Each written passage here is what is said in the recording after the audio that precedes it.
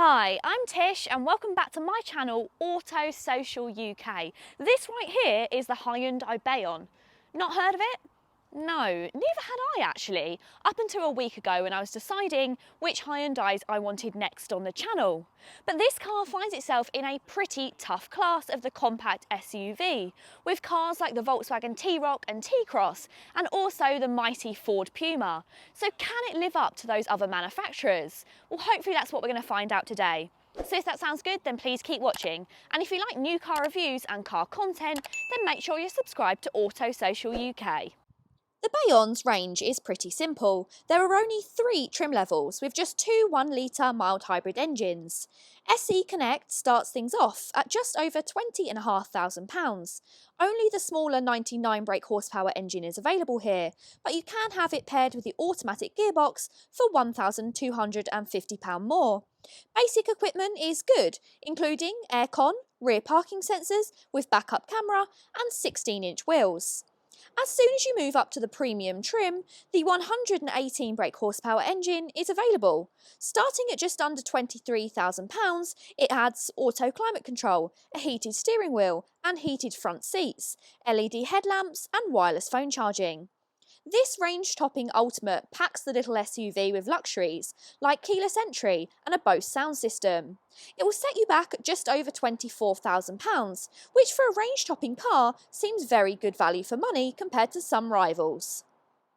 Just like the Volkswagen T-Cross is based off of the brand's smallest hatchback, the Polo, the Bayon is based off of Hyundai's smallest hatch, the i20. Of course though, it has been built off of that to be a larger compact SUV in style, but it's still very classic Hyundai, with those slim headlights and the daytime running lights.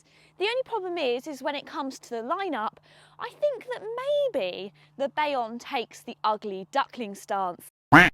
It's not particularly the nicest car in their lineup, or perhaps that's just my opinion, but let me know down below, what do you think of the Bayon? Is it handsome, or do you think it doesn't quite live up to the other cars in Hyundai's class?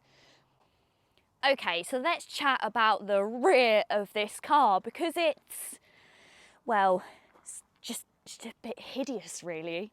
It reminds me of one of those sperm whales with the big foreheads. It's really not that attractive. It is saved by having these great rear lights with the light bar that goes all the way along the back of the boot. But that hideous shape does mean that it gets a decent amount of boot space. So in here you'll find 334 litres. Class leaders such as the Renault Captur and Ford Puma offer in excess of 400 litres. There's a useful height adjustable boot floor, which can be used to either ease loading when it's in its level with the load lip or maximise cargo space in its lower setting. No spare tyre unfortunately, but a ton of space where one should belong to hide things out of sight. On a positive note, the Bayon SUV styling means it has a black plastic rear bumper, which will be sturdier and more resilient to scratches than a painted one. It actually has one of the better amounts of knee space of cars in this class, and it's really good that you've got a usable middle seat. It's nice and flat, it's still really comfortable, there's nothing digging into your back, and it's actually got quite a low transmission tunnel as well. So if you've got small legs, you can tuck them in here, which is handy. Yes, okay, 3 adults would still be a squeeze, but 3 children could sit quite comfortably back here. The only problem is there's not the most amount of amenities. I have got a USB charging port. I've got some slim door cards, but there is space to put a few bits in. But unfortunately, unlike some of the cars in this class, like the Volkswagen T-Roc, I haven't got an armrest with cup holders. Inside, the dashboard comes from the latest i20, as do the screens, the climate controls, the lot basically. That means it's feature packed and well screwed together, if a bit shiny and dull in places. In the basic Bayon SE Connect, you must make do with an 8-inch central touchscreen, whilst upgrading to the premium or ultimate spec boosts this to a 10.2-inch display with sat-nav built in. If you like physical buttons, then Hyundai has got you covered. They still use a lot of physical buttons in their cabin, which I love. You've got physical steering wheel controls for your adaptive cruise control and your Bluetooth. You've got buttons down here for your heated steering wheel.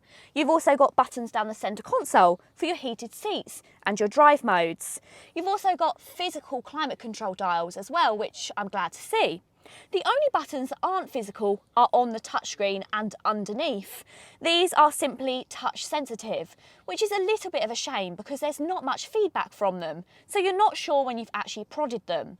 Overall though, the touchscreen is very easy to use. Everything's very well laid out. I just sometimes think that Hyundai's graphics are just a little bit boring.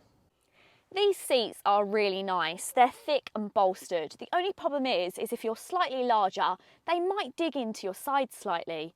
I would also be worried that they might wear out over time.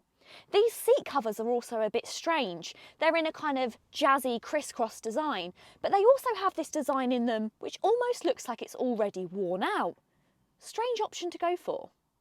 So one of the first things I noticed when I started this car is how really quiet it is. Of course, it is a mild hybrid, so this car is running on mild hybrid technology, so it will start up almost always in electric, and that means it's nice and smooth and really good for families. Right, let's get this thing on the road. Of course, there's no four-wheel drive option here, just a 48-volt hybrid boosted 1 litre 3-cylinder turbo engine. Choose from either a 99 or 118 brake horsepower and a 6-speed manual or a 7-speed DCT automatic to drive the front wheels. Hyundai claims a 0 to 62 time of 10.4 seconds for the manual 118. Spec the 7-speed DCT and that stays the same. Oddly, if you opt for the 99 brake horsepower engine, the DCT is a second slower than the manual, 11.7 seconds compared to 10.7.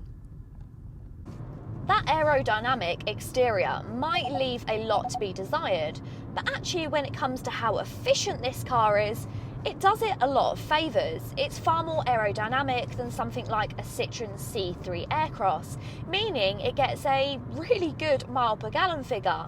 You'll see in excess of 45 miles per gallon, which is better than a lot of its rivals, but can't quite beat the Ford Puma.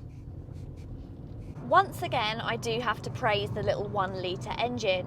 It might sound not enough for some people, but actually it's more than enough for 99% of driving. Yes, sometimes you do want slightly more power if you need to go for a takeover, but actually for most of the time on the short runs that this car was designed for, it's more than sufficient. It's pretty comfortable out on the road by class standards. Those small wheels mean that it's far softer of a ride than something like the Ford Puma, and it's far less fidgety than the Citroën C3 Aircross. The only thing is it's not quite as good as the Volkswagen Group cars. Something like a Skoda Kamiaq or the Volkswagen T-Roc are more comfortable still. But then those cars are far more expensive than this, and they come with less spec as standard, so you get what you pay for. Yet again, another decent offering by Hyundai. You can't argue with their build quality, their standard equipment, and also their prices. But the Bayon hasn't quite wowed me like the rest of the range. But then again, maybe I've been a bit spoilt with the N badges and N-line badges. Of course, this car doesn't really fall into the same class, but as an entry-level, first-time family car, it's pretty good. But let me know, would you pick the Bayon or is there something else in the range that you would opt for? Pop it in the comments down below. If you have enjoyed this video today, please go ahead and hit the subscribe button. And if you want to see more car reviews from me, then make sure you subscribe to Auto Social UK. Until next time guys, see you later.